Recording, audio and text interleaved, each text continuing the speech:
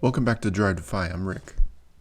So I recently made a video about the importance of establishing relationships and networking with others in business and in real estate as I'm doing. And so I thought my son would be a good example of that. He started in high school, building relationships, establishing mentors there that helped him along his way, and that led into college. And then in college, he was able to, again, establish relationships and mentors, and to where he only had very little debt after 4 years of college in a school that cost $50,000 a year to attend. And then it also progressed into leading into the career that he decided to go to because of a mentor in college. And so he's currently working in a private equity firm in New York City. And so he came down to visit me last weekend, and I asked him to interview, and he agreed. And I just want to share his story with you today. I'm still learning this YouTube stuff, so apparently I didn't have enough room on my phone, so the video cut off halfway. So this will be part 1 of 2. So thank you for watching. Here is part 1 of my interview with my son Joseph about his experience in college and now in the working world. Welcome back to Drive to Fi. Today I have my son Joseph with me, visiting from New York, and we're going to speak on the power of relationships and how it helped him in his move to college and also in the career he is in now. So welcome, Joseph. Thank you. It's an honor to be on the show, and looking forward to this conversation and everything that it offers. Thank you. So we're going to start off talking about where did your drive to be successful in school come from and become a leader amongst your classmates? Okay. So starting off, this is high school. Right. Let's start from high school. Okay. So I think drive is something that I feel like when I was younger, I used to describe it as innate.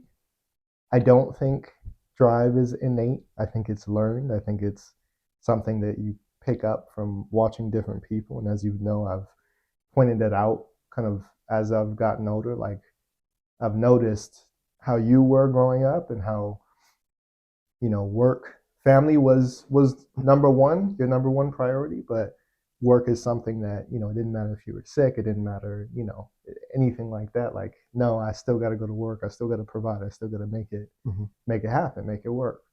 And I feel like that's something growing up that, kind of just manifested in me. It's a trait that manifested in me. And, it's something that as I was in school and just kind of growing up, it's something that I felt the need to, you know, to do. If I'm going to start something, I need to see it through the end, and Right. I need to finish it.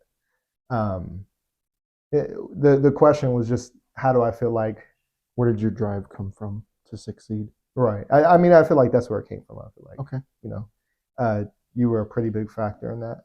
And I think as I've gotten older, I just kind of saw, where that drive, the places that drive got me, or just the positions that it got me into. I think, it just reinforced it even more. So, Okay. Nice. What Okay. was there a second part to that question? No, just Okay. how you became a leader amongst your classmates. Okay.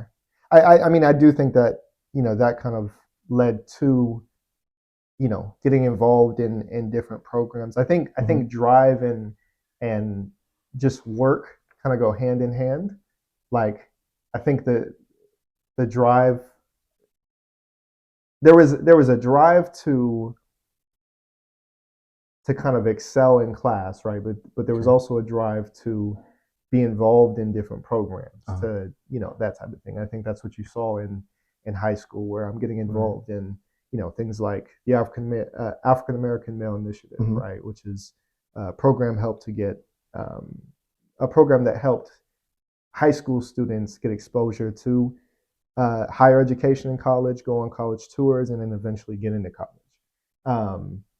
Other things like mock trial, Justice Sunday, like all these different events that, just afforded me new experiences and just something different, and ultimately, ended up on my college application, Right. and I think played a factor in me getting into those colleges Hmm. and other Right. programs and that type of thing. So um, I think drive definitely does play a part, um, and it's something that kind of led me to get involved in a bunch of different things. Right. Right. Yeah. And I experienced that, watching you grow up. So to segue from there, tell me about your experience in high school and how you were able to build relationships with your mentors. Like how did that begin? It's a good question. I think a lot of mentor relationships started out with me asking a question. Um, Whether that was, how do I get involved in this program, or, I'm involved in this program, how can we make it better? Yeah. Or simply just, hey, I see this is the position that you're in, how did you get there? Yeah. Right? I think a lot of it started with a question. I think a lot of relationships then developed after just hours and days and weeks of listening, of Uh-huh. back and forth, of, I think a lot of relationships, every relationship is about um, giving as much as it is taking. And I feel like, Definitely. you know, a lot of my mentor relationships, like, it just came from a lot of listening, a lot of Uh-huh. gems that were dropped that, I went off and was able to use in other aspects of my life, or even just getting advice about things. Hey, Yeah. I've got this going on. What do you think I should do, or how should I navigate this, or whatever. I think that's what a lot of conversations in high school were about. We're just kind of um, Finding your way.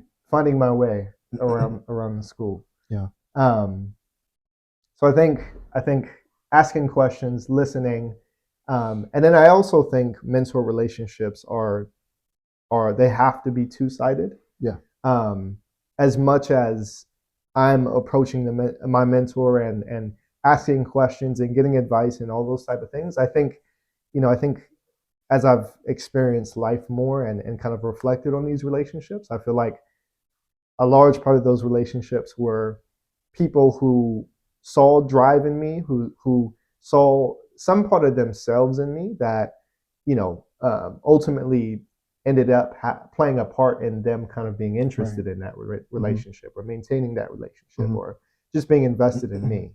Um, which I feel like led to different opportunities Yeah. and all that type of thing. So I feel like a combination of those three things, as well as just kind of everything happens for a reason, being in the right place at the right Yeah. time, and you know just people that you're supposed to meet along your Right. journey, Right. um, played a factor in those type of Okay. relationships. Okay. It's interesting to hear. Yeah. Okay. Um, so going from what you built in high school, tell me about your transition to college. How did you feel about moving across the country? It was, as scared as I was confident too, for some reason. Okay. um, it was interesting because as we talk about mentor relationships, like, to my surprise, I think a lot of my mentors were were scared of this decision that I had made to go to college. Right, I went to Morehouse, which Oh, really? is in Okay. Atlanta, Georgia, um, and I had gotten accepted. I'm from California. We're both from California. I had gotten accepted into uh, uh, a bunch of colleges, you remember, in All right. California, but none of them really spoke to me, Mm-hmm. um, like Morehouse did, and you know just that feeling that I had of, okay, this is the place that I want to go. They're not giving me financial aid. I don't know how I'm going to get Right. there, but Right. I'm going to make it happen. Um, I don't know why I was so confident at 18 years old about that, but I was, and as confident as I was incredibly scared. Like, okay, reality is, I can fly out there and they can tell me, no, you Yeah. don't have any money, Right. and tough luck. Right. Right. Um, and that would have been incredibly devastating for me if it did happen, but luckily it didn't. But it all worked out. But it worked out, and I was able to go to the financial aid office, and I was able to kind of just tell my story to folks and, ask them what they thought of it, and eventually ended up with a lot of money in my school bank account that Right. allowed me to stay for the 4 years. Yeah. So it was a very interesting experience, but one that I'm incredibly grateful for. Right. Okay. All right. So, um, speaking of college, you had a tough and stressful first couple of years because this was in the period of the pandemic breaking down, and I had just started a job as a truck driver, so I wasn't at home. I wasn't in somewhere where you can just come home to. Right. So, how did you cope with the uncertainty of school and housing during that time of everything happening in the world? Um, so that was definitely another new experience for Right. me.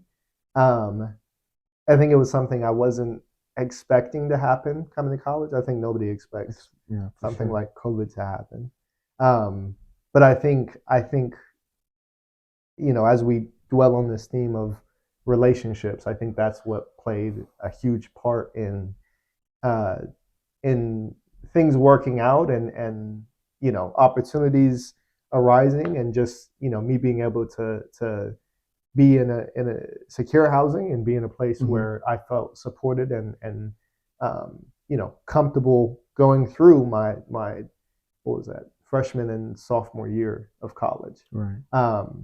So I mean, just for context, you know, there was one person that I met on campus, and you know who I'm talking about, Dr. Turner, who really was the main kind of coordinator of this effort of, there's a certain amount of kids on campus who need housing. A lot of them are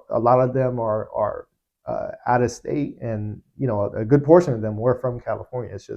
It's a far trip, right? But Yeah. this kind of happened in March, and folks need housing immediately. So Dr. Turner, who I had a semi close relationship. He was kind of turning into a mentor for me at that time.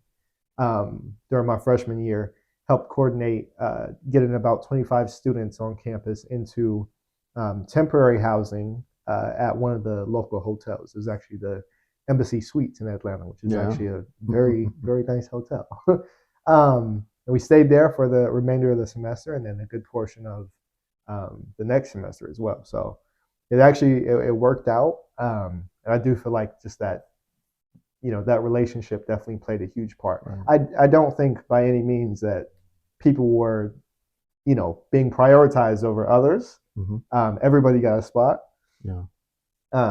But in terms of just like communication, in terms of all those things, like I do think that because that was a relationship that I had developed with Dr. Turner, I do feel like he was Looking out for conscious you. and conscious of my state of mind and how I was, and he made sure to communicate everything possible Yeah. that was going on, and just kind of provided comfort during that uncertain time. Right. Which I Shout feel out like to Dr. Turner. yeah, shout out to Dr. Turner. Mhm. Yeah. Okay. Um, so give me some examples of, we talked about your relationships in high school. Give me some examples of how you built relationships with your teachers and counselors, like we're talking about Dr. Turner at Morehouse. So I think Morehouse was a very interesting experience because I feel like you build relationships with everyone, right? And that's just because like it's a smaller school, right? It's 2,200 students compared to some of the other schools that have a lot more students. I feel like, and just the classes are 20 to 30 students per professor. Okay.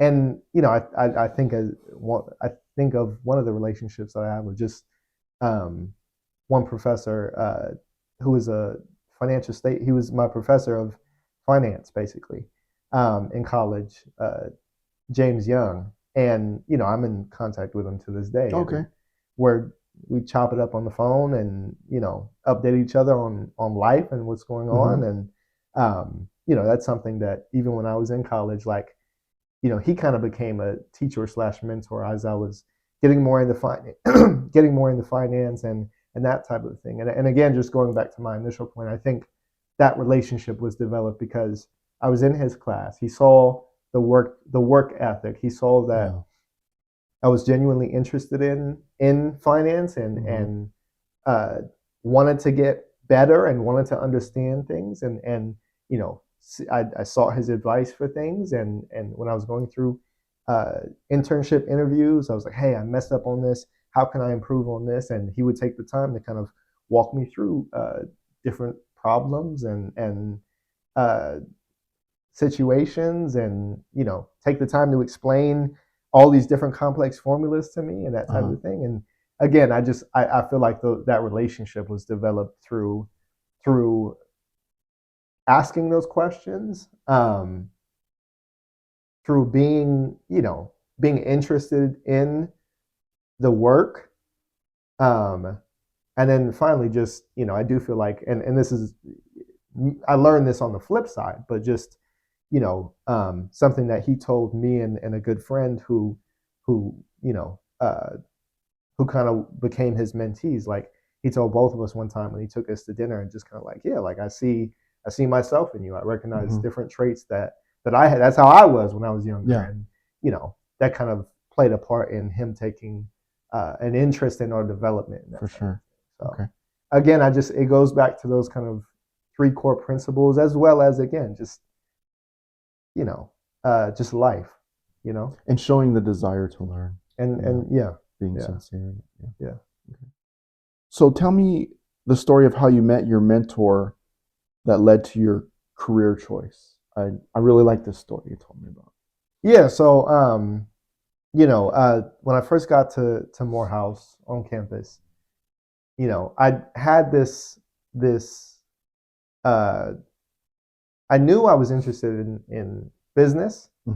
Ended up concentrating in finance just because I had attended a couple informational sessions and heard some people talk about finance, and didn't really want to be an accountant, and that was one of the concentrations. And I was like, okay, not accounting. I'm not a marketing guy.